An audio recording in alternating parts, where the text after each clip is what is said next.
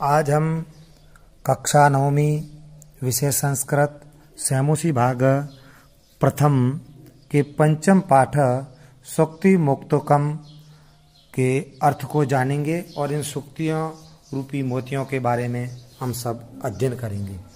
पहला श्लोक है, सुभाषित है, व्रतम यतनेन स्रक्षेत वित्तमेति च याति च अक्षीणो वितत क्षीणो वर्तस्ततु हतो हत। इसका अन्वय है, व्रतम यतनेन संरक्षेत वितम च एति च वितत क्षीणो अक्षीणो वर्ततः तु हतो हत। यानी इसका भावार्थ होगा, सरलार्थ है, चरित्र की प्रयत्न पूर्वक रक्षा करनी चाहिए, क्योंकि धन आता है और जाता है, परंतु चरित्र एक बार खत्म या नष्ट हो जाने पर वापस प्राप्त नहीं किया जा सकता है। इसलिए हमें अपने चरित्र को सुरक्षित रखना चाहिए। यदि व्यक्ति का चरित्र नष्ट हो जाता है तो उसका सब कुछ नष्ट हो जाता है, अर्थात हमेशा अपने चरित्र को सुरक्षित रखना चाहिए। दूसरा सुभाषित है, सूर्यताम धर्म सर्वस्व श्रुत्वा चेवावधार्यताम आत्मनः प्रतिकूलानि परेशान न समाचरेत। अन्वय, धर्म सर्वस्व सूर्यताम च एव अवधार्यताम आत्मनः प्रतिकूलानि परेशान न समाचरेत। अर्थात सरलार्थ है, धर्म का सार सुनो और सुनकर ही धारण कीजिए। जो अपने प्रतिकूल हो वैसा आचरण दूसरों के साथ नहीं करना चाहिए, अर्थात धर्म के अनुसार ही चलना चाहिए। यानी धर्म का हमेशा पालन करना चाहिए तथा व्यक्ति को धर्म छोड़कर अपने जीवन में कभी भी नहीं चलना चाहिए। तीसरा सुभाषित है, प्रिय वाक्यम प्रदानेन सर्वे तुष्यन्ति जन्तव तस्माद् तदेव वक्तव्यम वचने का दरिद्रता। इसका अन्वय है, प्रिय वाक्य प्रदानेन सर्वे जन्तव तुष्यन्ति तस्माद् तत् एव वक्तव्यम वचने का दरिद्रता। सरलार्थ है, प्रिय वाक्य बोलने से सभी जीव प्रसन्न होते हैं, इसलिए हमेशा प्रिय बोलना चाहिए, अर्थात प्रिय बोलने में कभी भी कंजूसी नहीं करनी चाहिए।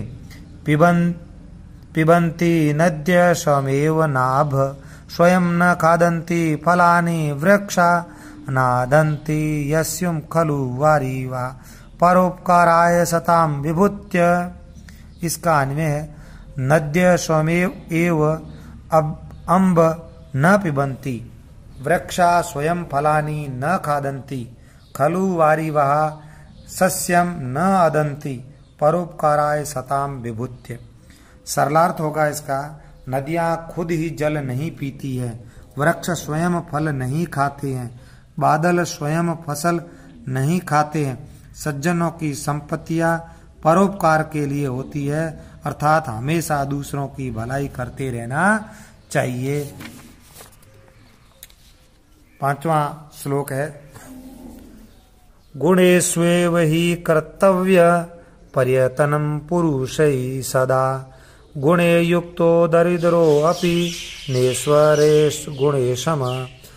इसका अन्वय, ही पुरुषे ही सदा गुणेषु एव पर्यतनम कर्तव्य गुण युक्त दरिद्र अपि ईश्वरे अगुणे समन। सरलार्थ है, निश्चय ही मनुष्यों को सदा गुणों में ही पर्यतन करना चाहिए। गुण युक्त दरिद्र भी गुणों से हीन अमीर व्यक्ति के बराबर नहीं होता है। इस अर्थात हमेशा गुणवान व्यक्ति ही श्रेष्ठ होता है, चाहे अमीर व्यक्ति गुणहीन होता है वो भी दरिद्र गरीब की बराबरी नहीं कर सकता है। छठी सुभाषित है, आरंभ गुर्वीक्षिणी कर्मेण लघवी पुरा वृद्धिमति च पश्चात् दिनस्य पूर्वार्ध भिन्ना साया एव मैत्री खल सज्जानानाम। अर्थात अन्वय होगा इसका, आरंभ गुरुवी कर्मेण क्षयिणी पुरा लघ्वी पश्चाच्च वृद्ध धीमति दिनस्य पूर्वार्ध भिन्ना छाया एव खल सज्जना नाम मैत्री। सरलार्थ होगा, सज्जनों की मित्रता पूर्वान की छाया के समान है, आरंभ में बड़ी तथा बाद में जल्दी घटने वाली होती है, जबकि सज्जनों की मित्रता अपराह्न की छाया के समान पहले छोटी और बाद में क्रमशः बढ़ने वाली होती है। अर्थात सज्जनों की मित्रता है वो लंबे समय तक रहने वाली होती है। 7वीं सुभाषित यत्रापि कुत्रापि गता भवेयु हंसा महो मंडलनाय हानेस्तु तेषां हि सर्वोरणाम येषां मराले स विप्रयोगः। इसका अन्वय है मही मंडलनाय यत्रापि कुत्र अपि हंसा गतः भवेयु हि तेषां सरोवराणां तु हानि येषां मराले सह विप्रयोगः।